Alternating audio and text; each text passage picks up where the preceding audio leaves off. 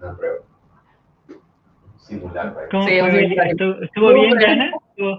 ¿Estuvo bien hoy lo demás? Bueno, ahora sí, estamos en vivo. Último espacio, última charla con una invitada súper especial en el Campus Party. Bueno, tenemos algunas preguntas que nos traen hasta este espacio. ¿Cuáles son las leyes de la naturaleza en el mundo subatómico? ¿La física cuántica tiene alguna consecuencia en nuestra vida diaria? ¿Podemos entender la complejidad de la materia o serán necesarias las computadoras cuánticas? Y bueno, y para eso y para hablar sobre este tema denominado el fascinante mundo de la materia cuántica, contamos con la participación de Karen Holberg. Ella es licenciada y doctora en física del Instituto Balseiro, profesora asociada del Instituto Balseiro e investigadora principal del CONICET en la División de Teoría de la Materia Condensada en el Centro Atómico de Bariloche. Realizó estudios postdoctorales, digo bien, en institutos alemanes. Fue galardonada con el Premio Internacional L'Oréal UNESCO por la Mujer en Ciencia 2019. Es también consejera internacional de la American Physical Society y miembro del Consejo del Futuro Global en Aplicaciones Cuánticas del Foro Económico Mundial. También nuestra invitada de lujo de hoy es miembro del Consejo de las Conferencias PACWASH para Ciencia y Asuntos Mundiales, Premio Nobel de la Paz 1995, miembro del Comité de Ética en Ciencia y Tecnología, miembro correspondiente de la Academia Nacional de Ciencias Exactas, Físicas y Naturales, y también miembro de la Academia de Ciencias de América Latina e integra el Consejo de Administración de la Fundación Bunge y Born. Bueno, bienvenida, Karen. Para nosotros es un placer, un gusto enorme contar con tu participación hoy. Y bueno, a partir de ahora, el espacio es completamente tuyo. Bueno, Diana, y muchísimas gracias por la presentación, pero muchísimas gracias también a todos los organizadores del Campus Party. Para mí es un placer enorme estar acá contando lo que estamos haciendo desde el sur de Argentina para Latinoamérica. Gracias a José, a todos los organizadores por haberme invitado también, así que bueno, una enorme alegría. Elegí este tema de la mecánica cuántica porque es el tema con el que estoy trabajando. Nosotros acá estamos hay un centro atómico, ahora les voy a mostrar algunas fotos, pero es el tema que tenemos como un tema de investigación básica, el tema con el que trabajamos, pero además no solamente es algo, no solamente no es nueva la mecánica cuántica, porque fue descubierta hace 100 años, como les voy a contar, pero también es la base de muchas cosas de nuestra vida cotidiana. En particular, es la base de toda la electrónica moderna, la electrónica que usamos a diario. Entonces, está bueno entenderla, está bueno ver que no es mística, que es son las leyes de la naturaleza que gobiernan el mundo subatómico y que son usadas y nosotros convivimos con la mecánica cuántica a diario. Así que déjenme que comparta pantalla para mostrarles un poco algunas imágenes que tenía preparadas para ustedes. Entonces, como decía Diana recién, les voy a hablar del fascinante mundo de la materia cuántica.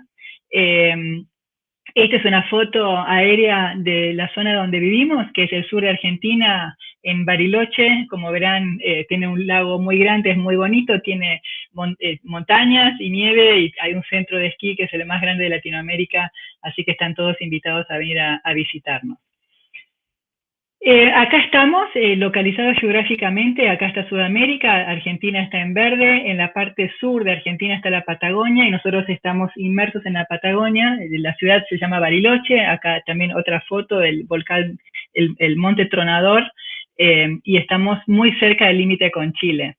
Así que es un lugar muy, muy bonito. Esto ahora es una vista aérea de nuestro campus. El campus está localizado sobre el lago que ven abajo, que es el lago Nahuel Huapi, y el campus se llama Centro Atómico Bariloche, y la parte de formación de recursos humanos se llama Instituto Balseiro. Ambas instituciones son una sola, digamos, es un solo campus, y dependen de la Comisión Nacional de Energía Atómica de Argentina, la CONEA, y también el Instituto Balseiro depende de la Universidad Nacional de Cuyo.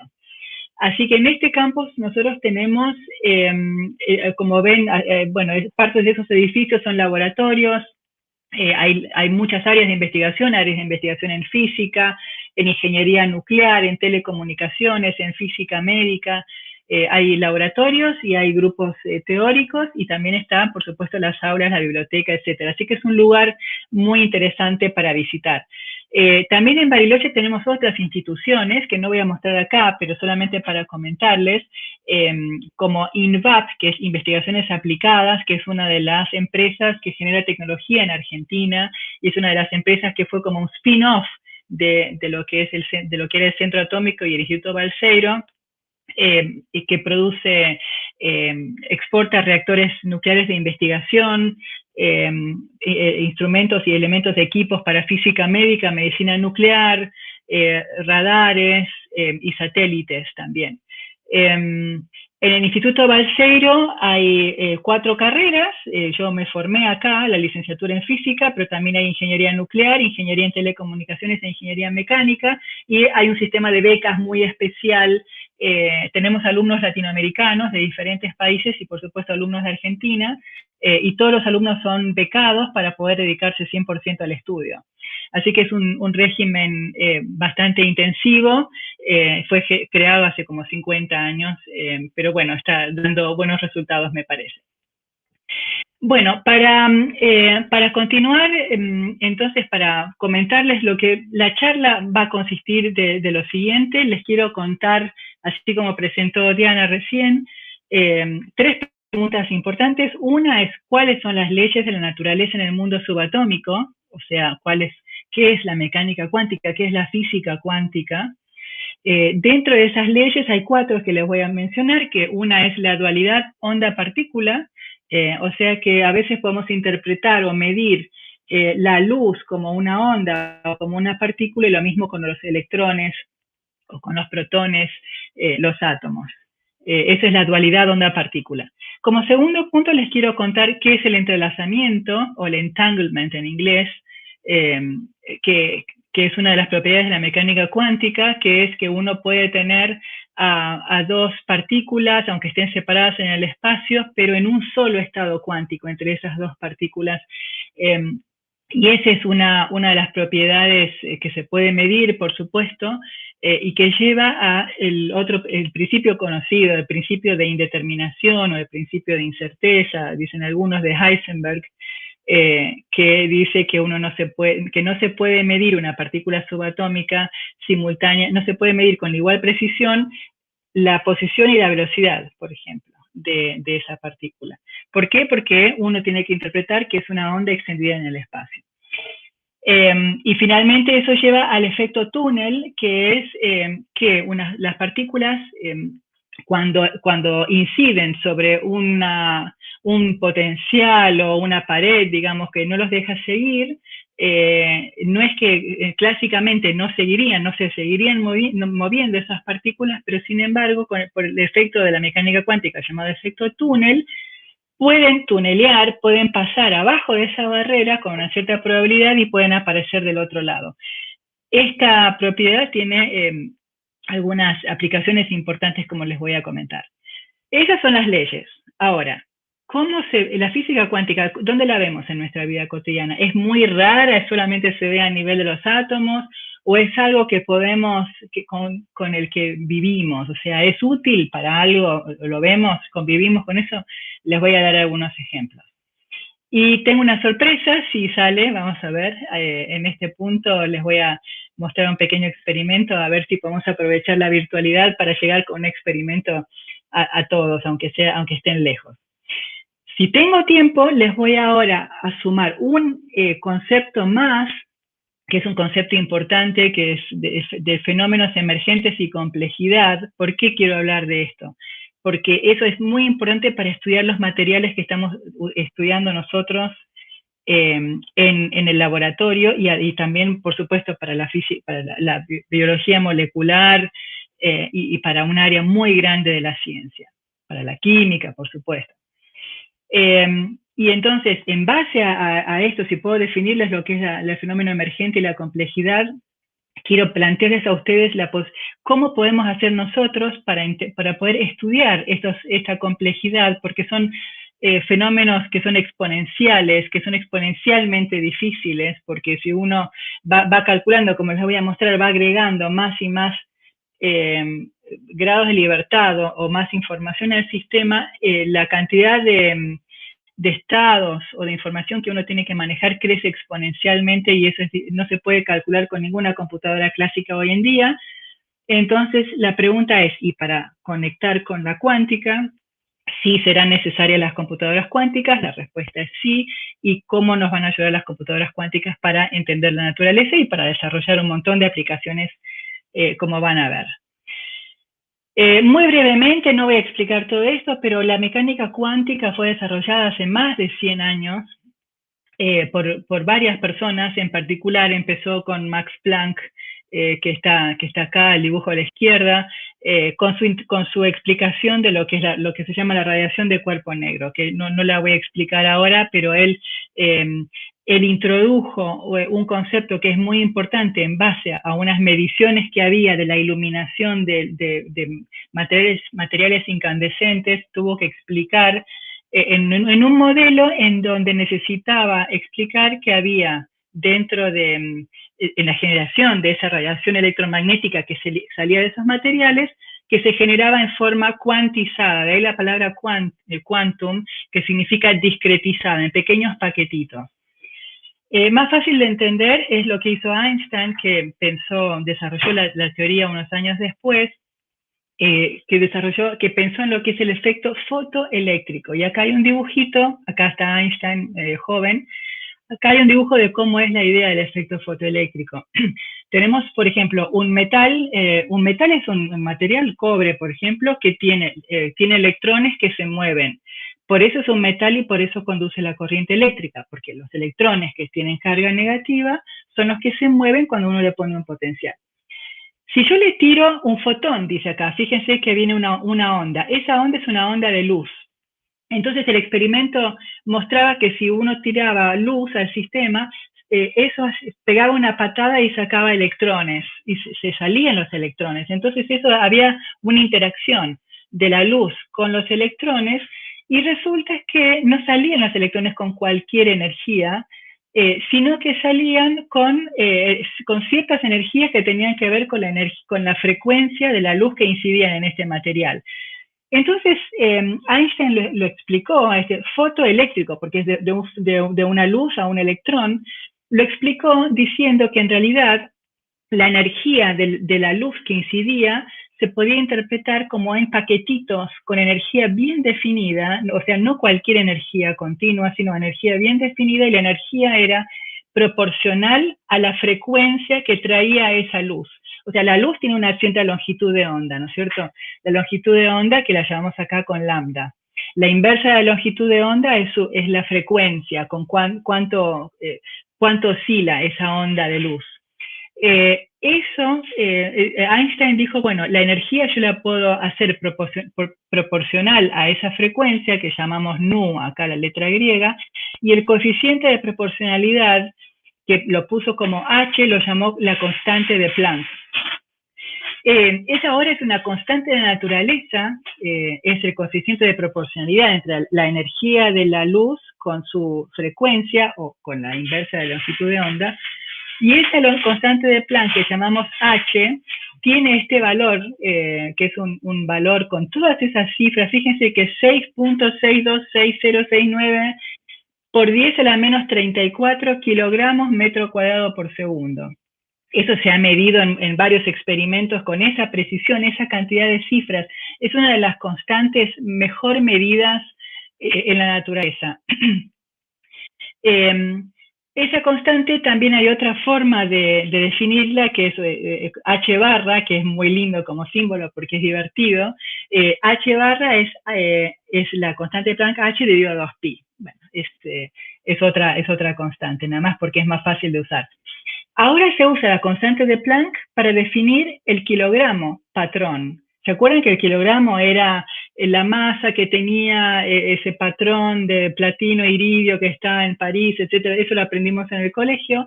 Ahora se usa la constante de Planck y en base a esa constante de Planck se define el kilogramo, porque fíjense las unidades, dice kilogramo metro cuadrado sobre segundo. El metro y el segundo también, por su lado, están definidos de otra manera, usando una transición de Cesio, no importa, pero ya uno puede definirlos muy bien al metro y al segundo, y usando la constante de Planck uno puede definir entonces el kilogramo. Eso lo hace muy interesante. O sea, la constante de Planck pasa a tener un protagonismo importantísimo dentro de lo que es la física cuántica. Así que acuérdense que h barra es h sobre 2pi y acuérdense del número de lo que vale. Bueno, esto es la historia, cómo empezó. Y fíjese que el efecto fotoeléctrico, esa explicación que dio Einstein, fue tan importante que le valió el premio Nobel de Física en 1921, el único premio Nobel de Einstein, y que no fue ni por la relatividad, ni por las otras teorías que desarrolló, el movimiento browniano, etc. El premio Nobel de Albert Einstein fue en el efecto fotoeléctrico. ¿Por qué no fue en la relatividad, que ya había sido desarrollada en ese momento? Porque todavía no había sido probada su teoría experimentalmente. En cambio, sí lo fue el efecto fotoeléctrico y el premio Nobel se da cuando se prueban las teorías. Bueno, entonces ya hemos visto en la imagen anterior que la luz se podía explicar como pequeñas partículas que se llamaron fotones, debido, por ejemplo, por el experimento de fotoeléctrico. O sea que ya tenemos que la onda de luz se podía explicar como partículas. La otra pregunta entonces que quedaba es, la masa, por ejemplo, las partículas, los electrones, que son partículas subatómicas, o inclusive uno puede también pensar en las otras partículas, en los neutrones, en los protones, etc. En particular, los electrones, ¿se puede interpretar como una onda? Y la respuesta es sí. Y una forma muy interesante de pensar en esto es en el experimento de doble ranura. Es un experimento que estoy mostrando acá a la izquierda. Fíjense qué pasa si yo tiro ondas de agua en una cuba, en una pileta, y hago pasar, acá estoy mirando desde arriba y hago pasar las ondas de agua a través de dos agujeritos en una pared. Lo que pasa detrás de esos dos agujeritos es como que la onda se abre y detrás de los agujeros, o sea, acá a la derecha, interfieren las pequeñas ondas en el agua, los máximos y mínimos, y si yo miro después sobre una pared del otro lado de la pileta, voy a ver que hay máximos y mínimos de la onda, como se dibuja acá en el medio. Fíjense, lo blanco son los máximos y mínimos. Y eso es debido a la interferencia que hubo entre las ondas que pasaron, las ondas de agua, por esas dos rendijas. Ahora, lo que fue muy interesante fue, por ejemplo, en el 2007, un físico japonés, Tonomura, hizo un experimento de hacer pasar electrones por dos rendijas y después detrás de las rendijas ponía una pared, o sea, una superficie fotográfica que iba tomando los electrones a medida que iban incidiendo. Acuérdense, entonces había dos ranuras. Lo que fue muy gracioso y muy interesante lo que pasó después es que tiraban uno por uno los electrones y no sabían si pasaban por la rendija de la izquierda o por la rendija o por la de la derecha. Después, fíjense que en la primera, la de arriba, van impactando los puntitos blancos en la pared.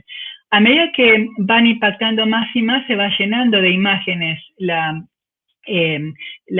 pared de atrás, y a medida que vamos aumentando en el tiempo, se va llenando más y más imágenes, y en la última se ve como un patrón de interferencia en donde tenemos máximos y mínimos, en donde hay lugares en donde impactaron más electrones que otros.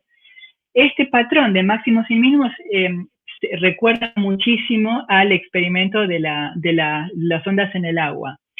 ¿Y qué es lo que pasó entonces? Lo que pasó es que los electrones pasan por un lado, por el otro, por una rendija o por la otra, y interfieren, hay una onda. La única forma de entender esto es diciendo que los electrones son una onda. No hay una forma clásica de entenderlo, una forma clásica en donde uno ve el electrón uno por uno.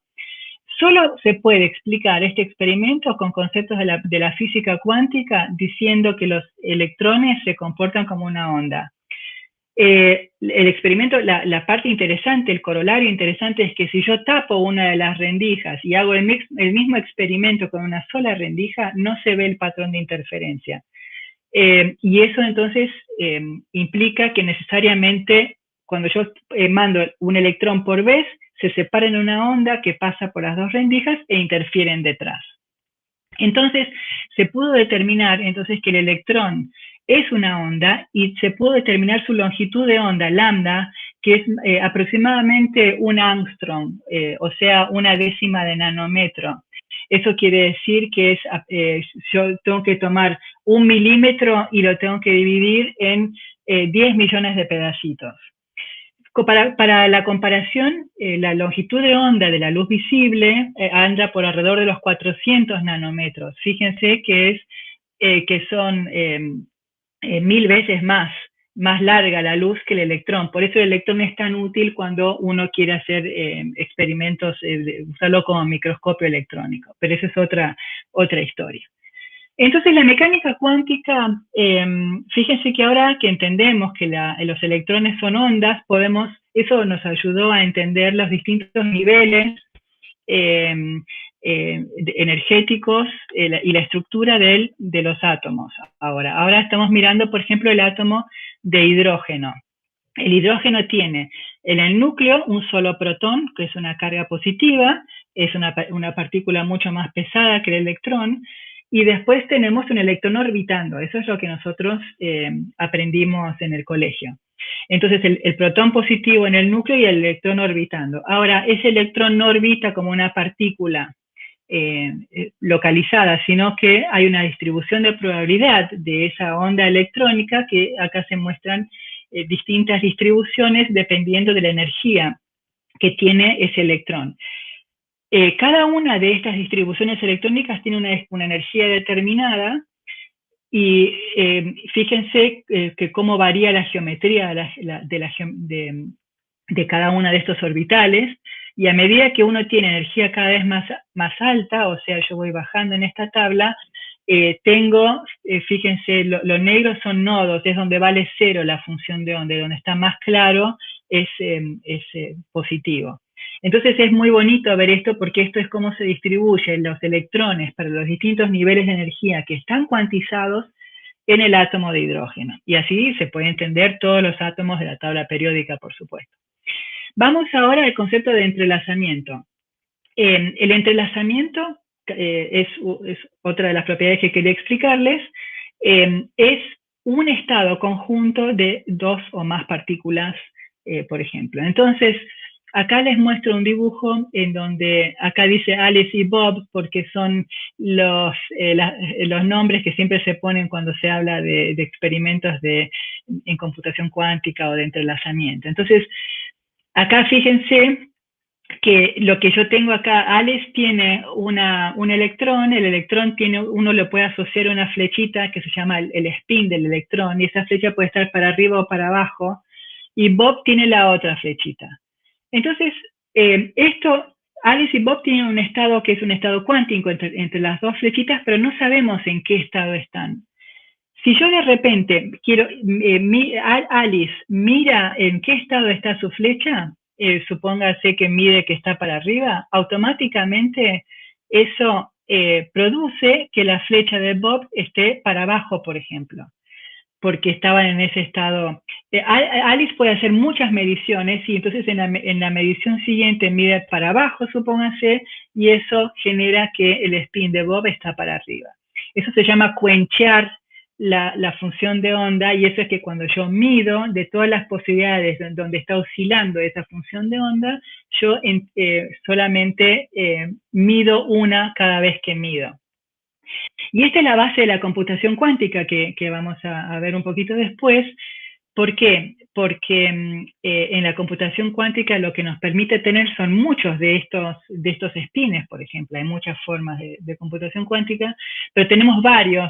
Hasta ahora se han hecho no tantos, 50. No se puede hacer mucho porque hay decoherencias. Cada uno empieza a interactuar con el medio y se empieza a desarmar toda esta función de onda coherente entre todas las partículas.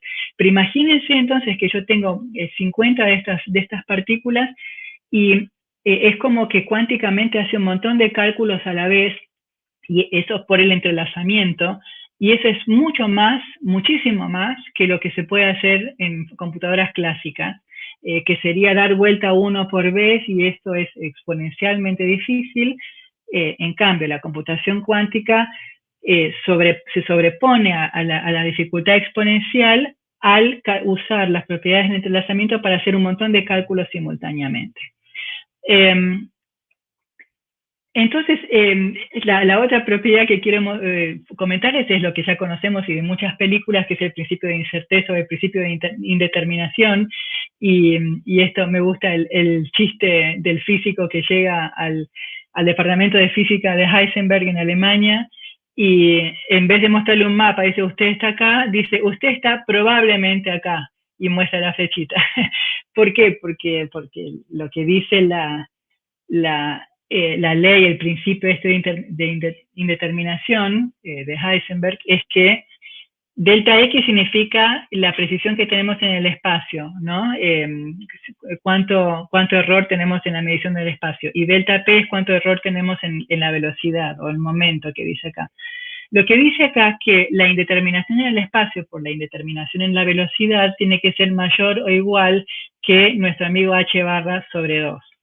Eso significa que, fíjense, que si yo, el delta, si la velocidad la puedo, si puedo medir la posición muy precisamente, si este delta X tiende a 0, para poder cumplir con esta desigualdad, la indeterminación en la velocidad tiene que crecer. Si decrece delta X, tiene que crecer delta P. Significa que si mido muy precisa la posición, estoy midiendo muy mal la velocidad, y viceversa, si mido muy bien la velocidad, no sé a dónde está. Entonces esto también se puede aplicar.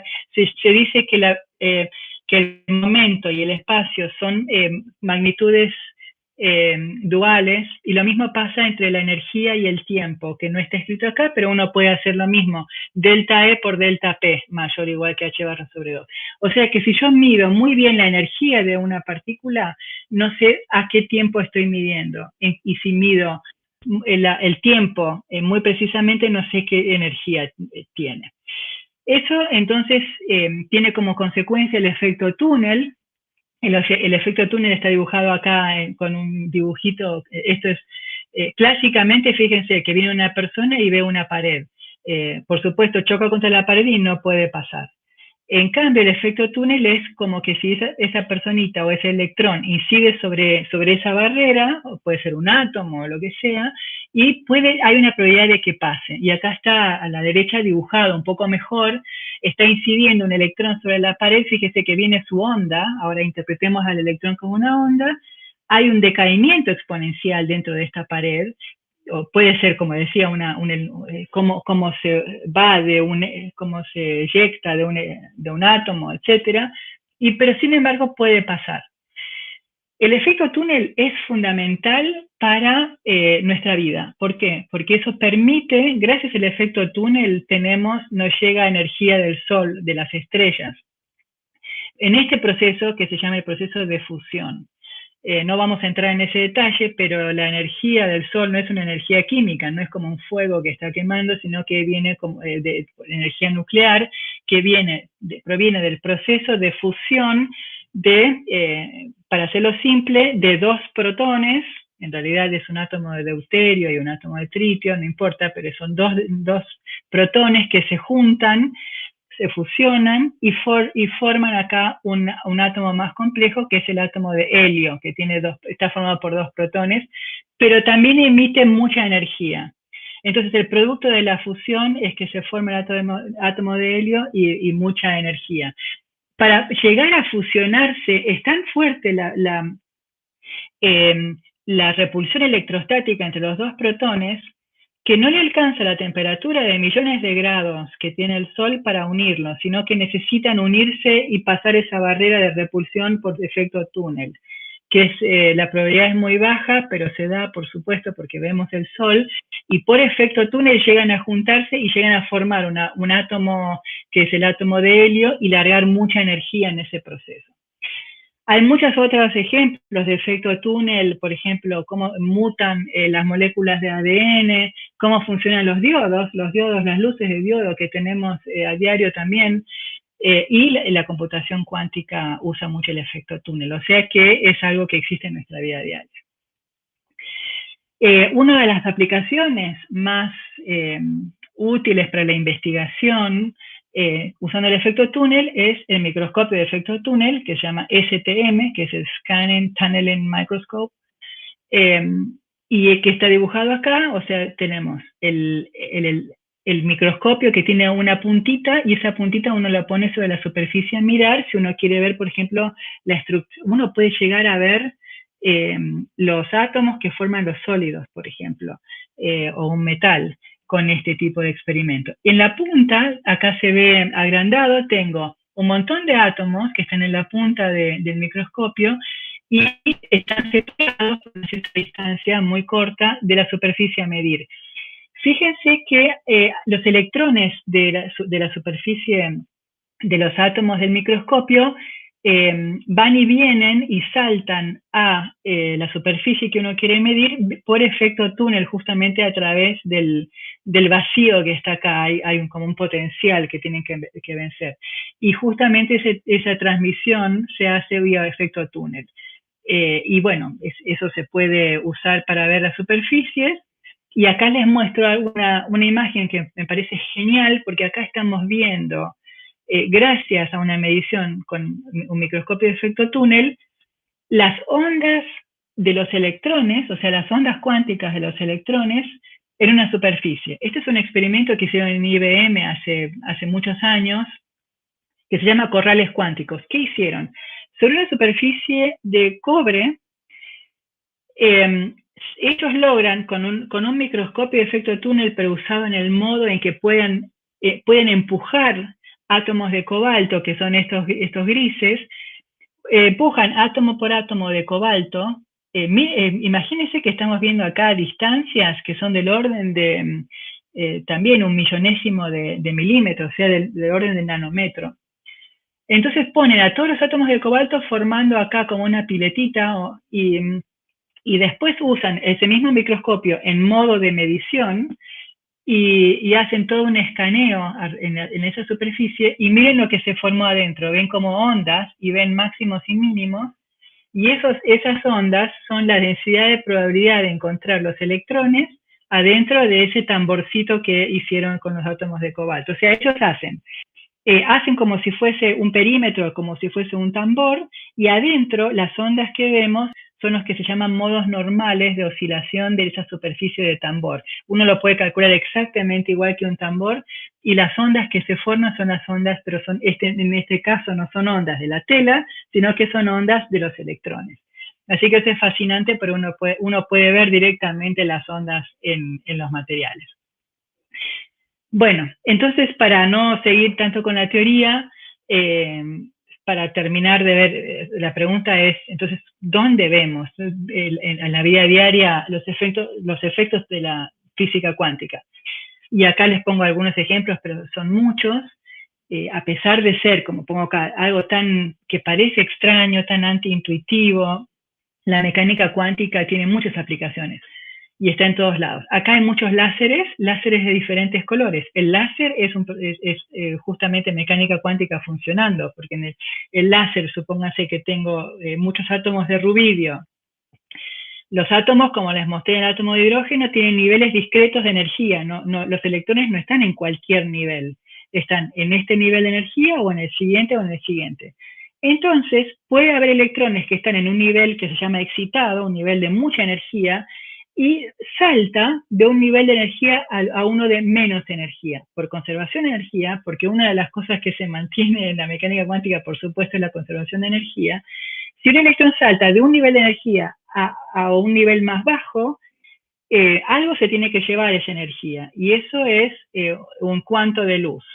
Entonces libera un cuanto de luz. ¿Con qué energía? ¿Con qué frecuencia? Con la frecuencia que tiene que ver con la energía, que es justamente el salto que pegó el electrón, por conservación de energía. Entonces, al haber muchas de esas transiciones del mismo nivel al mismo nivel, salen siempre luz con una frecuencia bien definida, por eso se llama el láser, es emisión de luz coherente amplificada, porque es siempre una luz con una frecuencia muy pura, no es una luz blanca que es una mezcla de frecuencias.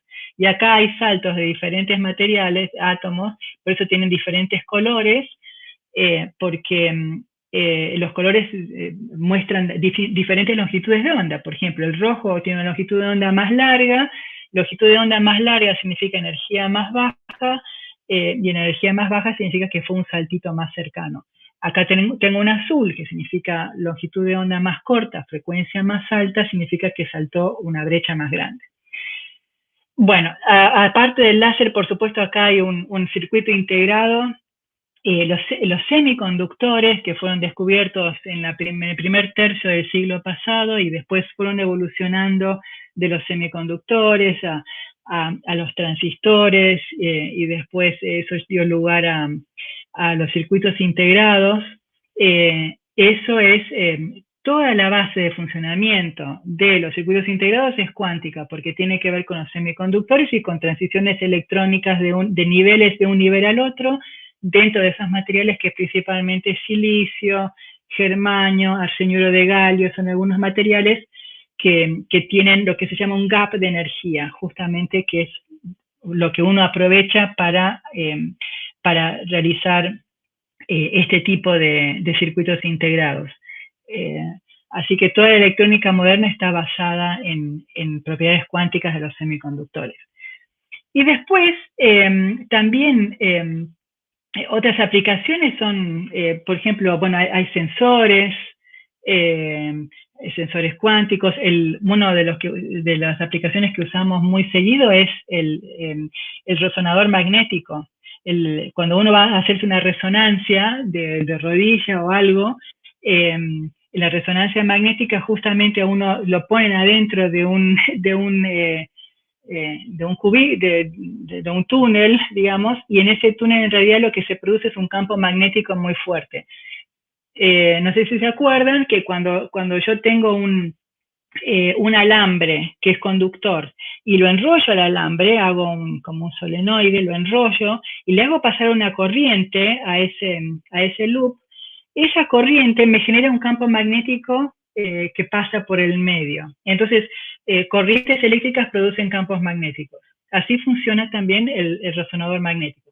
Pero como se necesitan campos magnéticos tan grandes para poder medir nuestro cuerpo y hacer las imágenes, se necesitan varios, del orden de un Tesla, más o menos eso es mucho, son campos muy fuertes, que no se pueden producir con corrientes normales, ni siquiera con imanes permanentes. Entonces la mayoría de los resonadores están formados por superconductores.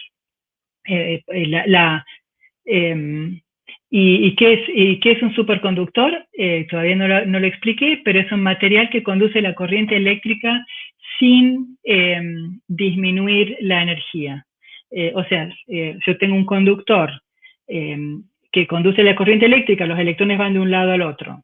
Esos electrones van chocando contra el material, contra los iones del material.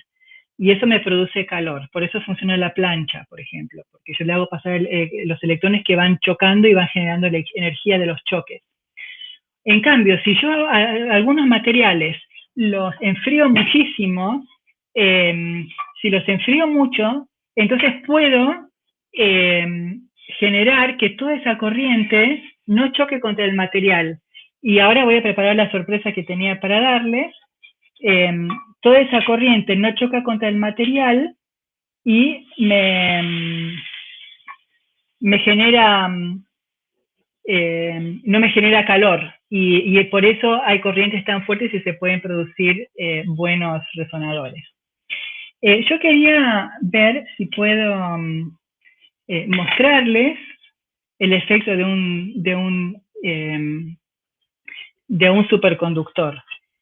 Una de las características de los superconductores es que, como los electrones se mueven en un solo estado cuántico, repelen los campos magnéticos.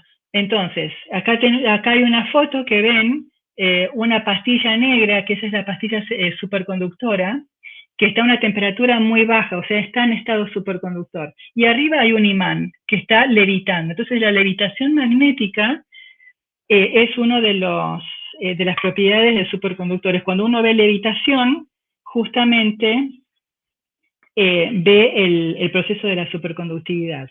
Entonces, voy a ver si puedo, si me dejan mostrar el experimento, a ver si ahora puedo. Me voy a poner los anteojos de seguridad y les voy a mostrar acá, a ver si lo llegan a ver, el experimento que preparé para ustedes.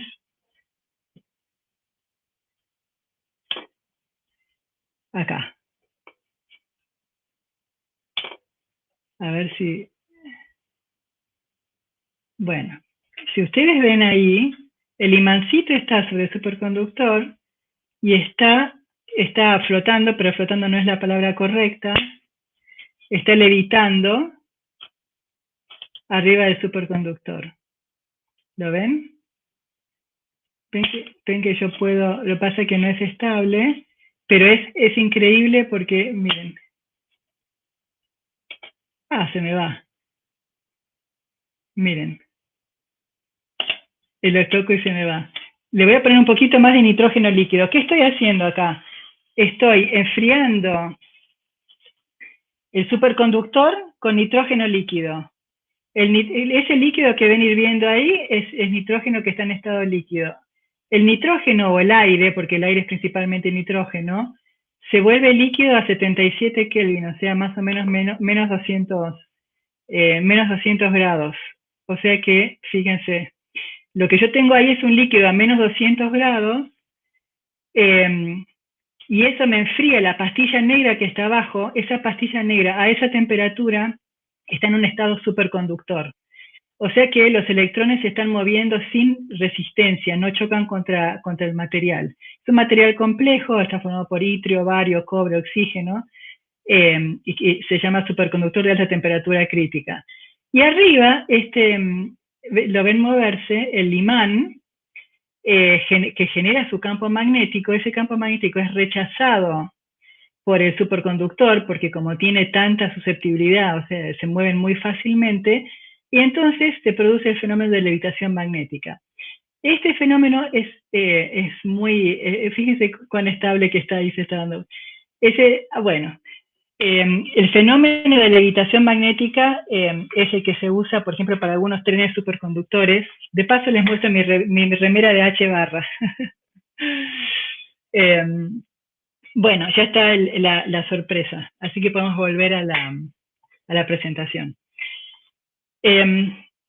Entonces, la levitación magnética es la base del maglev, por ejemplo, o los trenes, porque hay trenes que funcionan en base justamente a la levitación magnética en superconductores. Por ejemplo, en Japón hay un maglev que es impresionante, y pueden, como no tienen rozamiento, porque está levitado el tren sobre las vías, puede generar velocidades muy altas.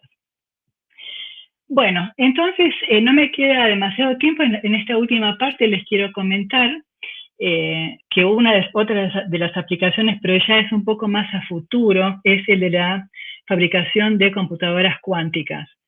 Esta es una foto de Sycamore, que es la computadora cuántica que hizo Google hace unos años, pero ahora está aplicándola para hacer algunos cálculos, pero todavía todo muy preliminar.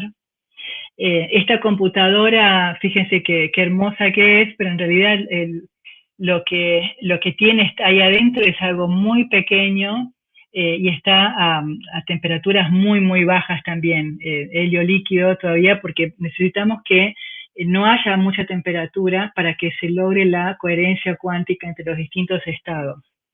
Si uno levanta un poco la temperatura, se rompe eso y no sirve la computadora cuántica. Se produce la decoherencia. Fíjense cómo es, acá hay papers que produjeron la gente de Google, y ellos sacaron un paper hace poco. Fíjense, este artículo es del 2019, en donde muestran un resultado con su computadora cuántica, muestran lo que ellos llaman la supremacía cuántica, que es que la computadora cuántica logró hacer un cálculo que no se puede hacer con una computadora clásica, o que tomaría demasiado tiempo calcular con una computadora clásica. Y en este caso en particular de este paper, lo que logró generar es un número aleatorio. La generación de números aleatorios, para los que trabajan en computación, sabemos que es uno de los temas más complicados en la computación, y ellos generaron un número aleatorio en 200 segundos, cuando para una computadora clásica le habría costado 10.000 años. Ese es el cálculo que ellos estiman. Ahora hay unos papers que están desafiando este resultado, pero no deja de ser interesante. ¿Cómo está formada esta computadora cuántica? Fíjense que acá hay un dibujo y en realidad es una red muy pequeña de qubits. Un qubit es una unidad que puede ser un bit clásico, es un bit, toma dos valores, un 0 o un 1, o up o down. Eso es un bit. Un qubit es un bit, pero que tiene comportamiento cuántico. Entonces, en cada uno de estas crucecitas grises hay un qubit y que se comunican entre sí. Cada uno de estos qubits en realidad es un loop superconductor muy chiquito. Y eso entonces puede estar girando la corriente para un lado o para el otro, y eso es lo que forma la base de la computadora cuántica. Bueno, la computadora cuántica, ¿en qué se puede aplicar? Pues, tiene muchas aplicaciones. Acá menciono algunas, aplicaciones potenciales, porque todavía no se está haciendo. Como decía Máximo, se está logrando algunas decenas de qubits uno al lado del otro, o como en este caso hay muchos más, necesitan como 200 qubits, porque muchos de los qubits se usan para estabilizar los estados y solamente usan unos pocos qubits que están en el medio para hacer los cálculos que necesitan. Fíjense que con una computadora clásica, supóngase que si esto fuese una red de bits clásicos, en cada uno de estos bits puede ser 0 o 1. Y la computadora, ¿qué hace? La clásica va cambiando cada bit secuencialmente, o a veces uno puede mandar varios en paralelo, pero nunca son tantos, y va cambiando el bit y va haciendo los cálculos, etc. En cambio, la computadora, fíjese que clásicamente la cantidad de estados posibles, con esos, si acá tengo 2 posibilidades por cada una de estas cruces, y tengo n sitios, es 2 a la n estados posibles, o sea, 2 a la n configuraciones. A medida que yo voy poniendo bits en mi sistema, va creciendo exponencialmente el número de estados posibles. Y por eso se vuelve tan tedioso hacer cálculos con computadoras clásicas, porque la dificultad crece exponencialmente. En cambio, la computadora cuántica, si esos son qubits, como están todos en estados cuánticos mezclados, en estados entrelazados, la cuántica mira y pasea por todas las configuraciones posibles mucho más rápidamente por la propiedad de entrelazamiento. Por eso son tanto más rápidas. Y se pueden simular sistemas físicos, moléculas, se puede entonces mucho más rápidamente se van a poder hacer simulaciones para diseño de fármacos o drogas, para diseño de materiales novedosos. Va a ser mucho más fácil usar una computadora cuántica para diseñar materiales, para estudiar la ciencia de la atmósfera, hasta para hacer simulaciones de finanzas, por ejemplo, problemas de optimización. Por supuesto en criptografía, ¿no? Cómo hacer para, por ejemplo, generar códigos secretos, o para romper, para encontrar, por ejemplo, un problema muy difícil que es de un número, o ver la descomposición en sus factores primos, en las comunicaciones, etcétera, etcétera. Yo no voy a seguir mucho más porque se me está acabando el tiempo, pero por lo menos pude hacer el experimento. Así que no voy a pasar al otro tema de la complejidad. Quiero terminar acá porque me parece que es interesante si tienen por supuesto preguntas. Y lo único que voy a hacer es, voy a pasar muy rápidamente miren todo lo que quería mostrarles. Esto es solamente esto, les muestro cómo es la arquitectura de la computadora cuántica Sycamore de Google. Y acá hay matrices, hay cuadraditos, cada uno de estos cuadraditos es un qubit superconductor que tiene interacciones entre sí. Acá están todas las operaciones cuánticas y los gates que se aplican. O sea, es bastante complejo, pero está muy entendido, pero todavía falta hasta que realmente se empiecen a usar para hacer cálculos que sean útiles, pero ya estamos en ese paso, ya se están construyendo las computadoras cuánticas. Entonces, para terminar, quiero comentarles lo que dijo Richard Feynman, que es un físico premio Nobel, uno de los grandes genios de la física, hace muchos años. Él tiene uno de los libros más didácticos y pedagógicos que hay para estudiar física. Les recomiendo ver sus videos, que son geniales.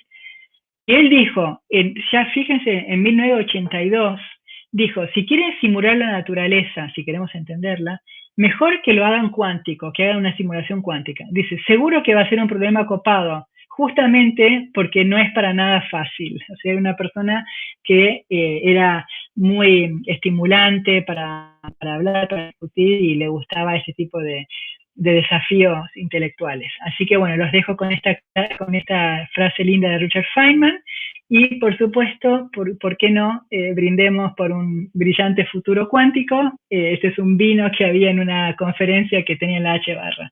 Así que con esto les agradezco la atención y la invitación nuevamente. Bueno, muchísimas gracias, doctora Karen. Realmente fue un placer escucharla. Teníamos acá algunas preguntitas, pero también vimos que, bueno, obviamente usted vino preparada. Es difícil condensar un tema tan extenso, tan complejo en tan pocos minutos, ¿verdad? Entonces, las preguntas quedan dudas, quedan interrogantes, pero bueno, a lo mejor encontraremos otros espacios para seguir discutiendo y hablando sobre estos temas. Pero y estas últimas dos preguntas, bueno, en realidad dos preguntas que me gustaría condensar, pero creo que básicamente ya la resumiste súper bien con esta idea, con esta frase de este físico, pero igual me gustaría hacértela y tratarlo, y voy a poner un énfasis también en esa, porque la pregunta que tenemos es, ¿qué es lo que más te emociona o te inspira de este campo en el que te estás desempeñando, y qué consejos le darías a los jóvenes? Y acá yo le quiero agregar exclusivamente a las mujeres. Esta idea nada más para poder cerrar este espacio también. Lo que más me gusta del trabajo de investigación, que es el trabajo que hago, es, bueno, son varias cosas. Una es que la ciencia es un lenguaje universal, mundial, nos permite conocer a otras culturas, hablar el idioma común, que no es solo el inglés, por supuesto, es todo en inglés, pero es usar la matemática, usar los conceptos físicos, usar la racionalidad científica. Me parece que es importantísimo eso también, de que eso también trascienda la ciencia y que la gente empiece a usar la racionalidad científica más en este mundo con todas las noticias falsas y toda la desinformación, ¿no? Pero el entrenamiento que nos da la ciencia me parece que es fundamental, cómo nos ayuda y nos entrena, porque estamos entrenados a pensar, ¿no? Entonces eso me parece que es una de las cosas que más le agradezco a la ciencia y a mis profesoras y profesores. Y además estar en la frontera del conocimiento. Cuando nosotros descubrimos algo, es algo nuevo, por más que sea algo chiquito, pero es algo que sabemos nosotros y lo descubrimos nosotros, y después lo compartimos con el resto de la comunidad. Entonces, y además el hecho de que cuando uno descubre algo, se hizo una pregunta, descubre algo, y después se abren muchísimas más preguntas, así que es algo de nunca acabar, y por suerte, porque es muy estimulante. Ahora, me preguntabas por cuál es mi mensaje para los jóvenes y las jóvenes, que si tienen pasión por la ciencia, si tienen curiosidad por la ciencia y la tecnología en general, que lo hagan, porque en realidad no es una cuestión de genios o no genios. Yo creo que genios hay, pero hay muy pocos, y el resto somos personas que nos gusta muchísimo, somos apasionados, y bueno, hemos estudiado mucho, hemos trabajado mucho, pero hemos podido hacerlo a todo ese trabajo justamente porque nos apasiona. Y así que bueno, y si hay mujeres, totalmente bienvenidas. Faltan muchísimas mujeres, hay menos de un 30% de mujeres haciendo ciencia, y eso no puede ser. Que no se dejen convencer con eso de que las mujeres pensamos diferente y todas esas cosas que no tienen ningún asidero científico. Así que necesitamos mucho más jóvenes, y en particular más mujeres.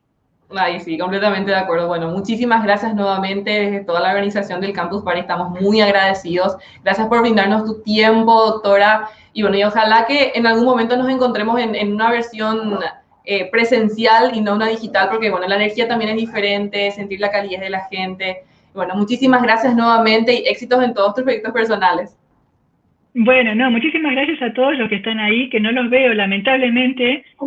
Ojalá pueda participar personalmente y muchos éxitos con los días que quedan todavía y con las otras charlas. Muchísimas gracias de nuevo y que siga el Campus Party.